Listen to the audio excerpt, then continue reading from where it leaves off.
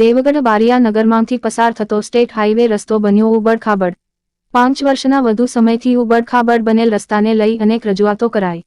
રજૂઆતો કરવા છતાં પણ તંત્ર જાણે ઘોર નિંદ્રામાં હોય તેમ લાગી રહ્યું। લોકસભાની ચૂંટણીના ગણતરીના દિવસો બાકી છે, જેને લઈ તંત્ર દ્વારા રસ્તાનું દેખાવ પૂરતું સમારકામ હાથ ધરવામાં આવ્યું। વર્ષોથી ઉબડખાબડ રસ્તાના કારણે રાહદારીઓ તેમજ વાહન ચાલકોને ભારે મુશ્કેલીઓનો સામનો કરવા પડી રહ્યો છે। દાહોદ લોકસભા સાંસદ જસવંતસિંહ ભાભોરને 5 વર્ષની ટર્મ પૂરી થવા છતાં પણ રસ્તો ના બનતા અનેક સવાલો છે। ચૂંટણી આવતા જ રસ્તાનું સમારકામ કેમ હાથ ધરાયું જેવા અનેક સવાલો છે।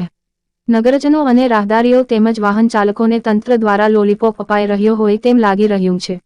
લોકસભાની ચૂંટણીમાં ઉબડખાબડ રસ્તાને લઈ મતદારો મૂડ બદલે તેમાં નવાઈ નહીં।